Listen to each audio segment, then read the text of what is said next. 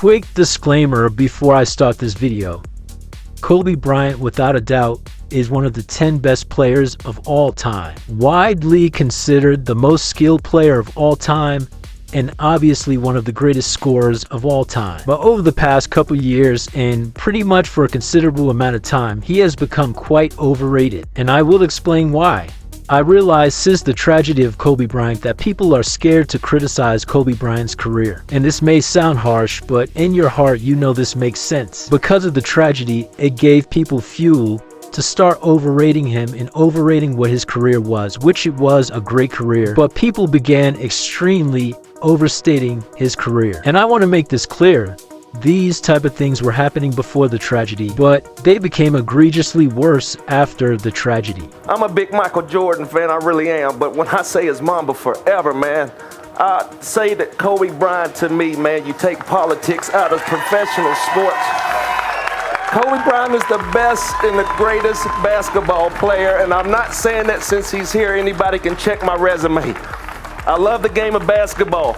Kobe Bryant, man, is the greatest basketball player. Now, one could easily say that he was in a state of emotion, so he was clearly being biased and sympathetic of the situation. But that is the problem. People are being biased and emotional to the situation at hand. There is no way that Kobe Bryant is the greatest basketball player of all time. There are a lot of people who believe that he's the second greatest player of all time. There are also a lot of people who think he's the third greatest player of all time. And I think he is none of the sort. Somehow it just went from Mike to LeBron, and you just threw my guy out of the conversation. His name needs to be in there all the time. And when his name is not in there, that's when people have a problem. The GOAT conversation can be between three people. But here's the problem. Kobe Bryant has no argument of being the GOAT. How is he even in consideration of being the GOAT when players like Larry Bird are better than him all time? Players like Magic Johnson are better than him all time. Players like Kareem Abdul-Jabbar are better than him all time. Tim Duncan has a case of being better than him all time. LeBron James is better than Kobe Bryant all time. A conversation that will start a fight. To me, there is no player, realistically, other than Michael Jordan, that has ever been greater than LeBron James in the history of the NBA. Michael Jordan is the only player to have peaked higher than LeBron James. And when you look at the resumes overall, LeBron James' resume stacks up closer than Kobe Bryant's does to Michael Jordan's. And even if you don't want to acknowledge the resumes, LeBron James peaked higher than Kobe Bryant. Not only offensively, but yes, defensively. He was a better all-around defender than Kobe Bryant, and he finished top 5 of Defensive Player of the Year voting 5 times. And 2 of those times, he finished second. Kobe was only top 5 in Defensive Player of the Year voting 2 times, in which he finished 3rd and 5th. And at no time was Kobe ever considered to be the best defender in the league. There was a time where LeBron James was considered the best defender in the league. There are 3 things that Kobe has over LeBron. He's a more skilled scorer than LeBron James. He has 1 more ring and 6 more all-defensive teams. And while we're on the subject of those 12 all-defensive teams, there's something I have to address there. Kobe Bryant was also an overstated defender. A pretty good one, but 12 all-defensive teams is suggesting that he was an all-time great defender. And he was no such thing. If you look at Kobe Bryant's career defensive rating, which is how many baskets a player gives up per 100 possessions, Kobe's defensive rating is a 105.5, and that's not even in the all-time 250. And LeBron isn't either, but his defensive rating is better than Kobe Bryant's. And he's much closer to the top 250 than Kobe is. And people love to praise the longevity of Kobe Bryant's defense, but explain to me how LeBron James has a higher career defensive rating than Kobe Bryant. And we know LeBron James doesn't have the longevity part of the argument defensively, because Kobe Bryant's 12-time All-Defense will suggest that he has the longevity defensively. Now, if you don't want to listen to me when I say that Kobe Bryant is an overrated defender, this is what his own coach Phil Jackson had to say about Kobe Bryant defensively. In his book called The Last Season, which was about the 2004 Lakers, the Zen Master had this to say about the Mamba. Kobe's defense, to be accurate, has faltered in recent years. Despite his presence on the league's all-defensive team, The voters have been seduced by his remarkable athleticism and spectacular steals, but he hasn't played sound, fundamental defense. Mesmerized by the ball, he gambles too frequently, putting us out of position, forcing rotations that leave a man wide open, and doesn't keep his feet on the ground. This was Phil's honest perspective after the team imploded with their finals loss in 2004. Since Jackson was then retired at that point, that was probably the most genuine response we could have got from him.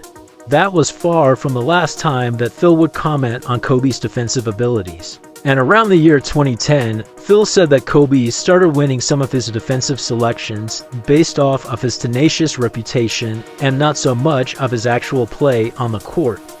Now, with all of that being addressed, let's go back to what LeBron James has over Kobe Bryant. LeBron has more MVPs, more Finals MVPs, more All-Star selections, more All-NBA selections, shoots the ball better from three in his career, shoots the ball better from the field in his career. He's a better player performer than Kobe Bryant.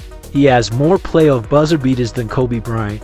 Kobe Bryant having 1 and LeBron having 5. He's a better Game 7 performer. He's a better elimination game performer, with Kobe having a losing record in elimination games. And he is better in fourth quarters of playoff games. And I know people like to shun the stats in favor of the eye test, but the stats are straight facts. Now, the reason why I went through all of this comparing Kobe Bryant and LeBron James is because there's conversation still being had that Kobe Bryant is over LeBron James, and that goes into why Kobe Bryant is overrated as well. Kobe Bryant has no argument of even being a top 3 player all time, so how is he going to be over the second greatest player of all time in LeBron James? Now let's address him being top 3.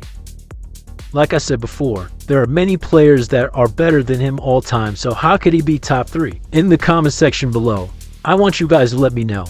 Now, some of these players I'm going to list are not in my top 3, but let me just ask you, is Kobe Bryant better than these players? Larry Bird, is he better than him? Magic Johnson, is he better than him? Hakeem Olajuwon, is he better than him? Is he even better than his own former teammate Shaquille O'Neal? Tell me this, why is it that no one argues that Tim Duncan should be in the conversation of the GOAT?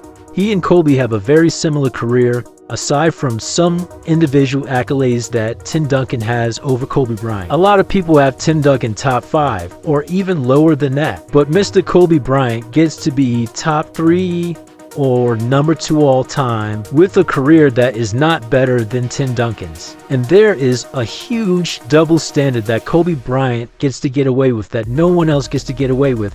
And I truly understand it, it's Kobe Bryant. But it gets annoying when people are making excuses that he took tough shots as to why his efficiency isn't on par with some of the great players that people have him higher than all time. Kobe Bryant could take low IQ, low efficiency shots, miss them, often shooting his team out the game, and all is forgiven when he makes that one highly difficult shot over 4 defenders. And 4 defenders is a bit of a stretch, but let's call it what it is. Kobe Bryant often put himself in very difficult situations just to get a highlight off. Let Jason Tatum do what Kobe Bryant was doing, and we wouldn't hear the end of it, taking dumb shots, low IQ shots, low efficiency shots, and hitting them at a low rate. People love to regurgitate that Kobe Bryant was the second coming of Michael Jordan, the closest thing to Michael Jordan from the eye test. Yes, that is true.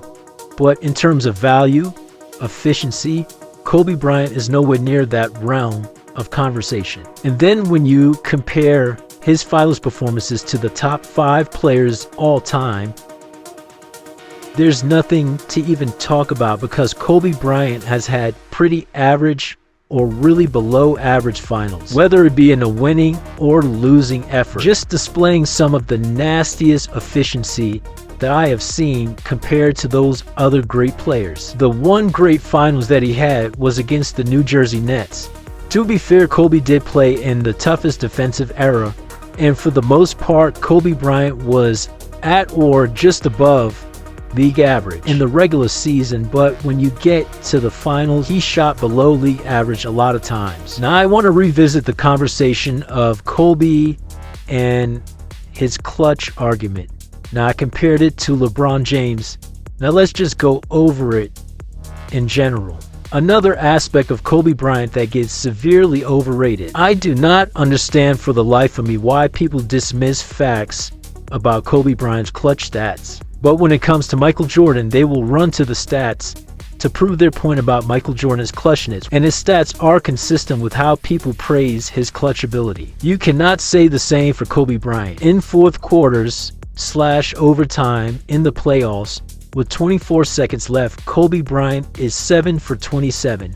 That's 25% from the field in game-tying or go-ahead shot situations. And in the final 10 seconds of fourth quarters / overtime in the playoffs, he is 5 for 22. That is 23%. Kobe Bryant's stats just are not consistent with how people praise his clutch ability. It's just not. And compared to the players that people think he is very much on par with when it comes to being clutch, or perhaps even clutcher than them, those players in all actuality are much better clutch players than he is. And those players that I speak of are LeBron James and Michael Jordan.